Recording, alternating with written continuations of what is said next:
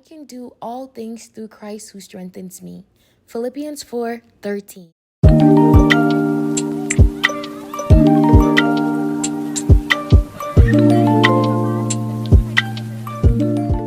Hey guys, thank you for stopping by, pulling up, and tuning into another video with me. Thank you so much for taking the time out to be here with me today. And if you are new, please subscribe, like this video, share it, show everybody, and I hope you learned something. So today we're going to be bleaching the knots on this beautiful wig. It's 30 inches, baby, and get into this lace. Like, let's take a moment to really get into this lace, because like this lace is fire. This lace is really beautiful. It is an HD lace wig, and it's giving. So the whole purpose of bleaching your knots is to get rid of those little black dots that you see there on the lace. They tie each strand of hair individually onto this lace, and it creates a knot. First of all, shout out to everyone who does this, because that seemed like tedious work. So now we're going to get into it. We're going to use the BW2 lightening powder, and we're going to use the 4D developer. I have shown in previous videos that I can link on how I mix bleach. It's pretty simple, but the most important thing here is the consistency that you want to get from this. You want to get a toothpaste like consistency. You really don't want it running or dripping. I'm doing a drip test right here just to make sure that when I put it on the lace, it's not gonna drip down or seep through and get on the hair, because that's not what we want. And shout out to my cousin sister Bree who is singing her heart out back here. And she stays up with me every single night whenever I stay up to do my hair. So shout out to Bree. Love you, girl. Stick to your day job though. All right, let's get back to this gorgeous wig. So I just jumped in and started adding the bleach to the lace. That is not the next step. The first step that you want to do before adding the bleach is spray that got to be glued all over the lace, and this is going to create that layer of protection, kind of like a barrier to protect the hair that's underneath from the bleach that you're applying on top of this lace. Finally, I got the memo and it came back to me, and I'm like, I'm missing a step. I'm definitely missing a step.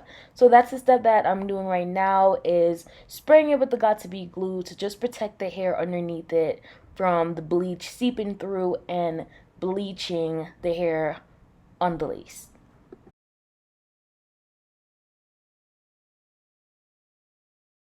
When applying the bleach to the lace, I'm just putting it on as gently as possible. I'm not forcing it into the lace. I'm not pushing it into the lace.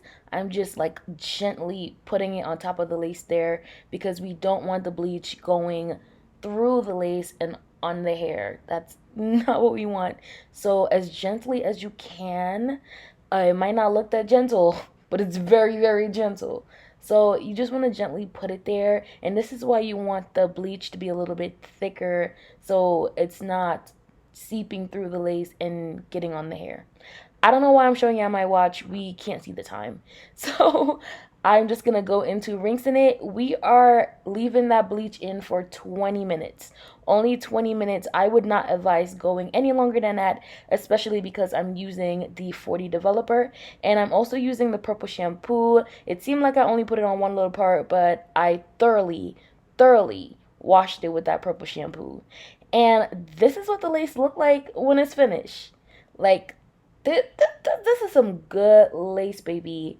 Some good lace. Granted, it is HD lace. Not all lace is created equally, so don't expect this from just a regular Swiss lace. Some of the bleach definitely got on the hair. That happens sometimes. Don't get disappointed. Don't get discouraged. As you can see, the lace is still very beautiful, and it still looks very natural. And that's really what you want from this process, is to get rid of the black harsh knots that are in the front of the lace that just makes it not look very natural. So if you do, like me in the scenario, over bleach it a little bit, that 4D developer is definitely strong. So if you want to get something lighter like the 30 or the 20, you could use that and just leave it in for a little bit longer. But if not, you can just use some black tint. This I have here is called Temptation. This was my first time using it. It wasn't nothing extraordinary, but it was in the beauty supply store. This was the cheapest brand, so I got it. Don't know why it says red on it, but the color is black. I really enjoy making these videos and I've come such a long way. My first time wearing a wig was senior year of high school for senior pictures, and I was so nervous because there wasn't a bunch of high schoolers wearing wigs at this time. But I learned everything off YouTube and I installed that wig, and I've been coming back to YouTube for the past 5 years to learn new techniques, and now I make my own tutorials because of all that knowledge I've gained over the past 5 years. There was some shedding with this wig, but it was pretty light, so I wasn't concerned about shedding. I felt like it was pretty light and manageable. I'm always looking for new techniques on how to slay my wigs. So if you have any tips, please drop them in the comment box below so I can learn from you. And this is what the wig looked like after I installed it. I loved it. I thought it came out really great. I really hope this video helped, and please share some tips if you have any. Thank you. Bye.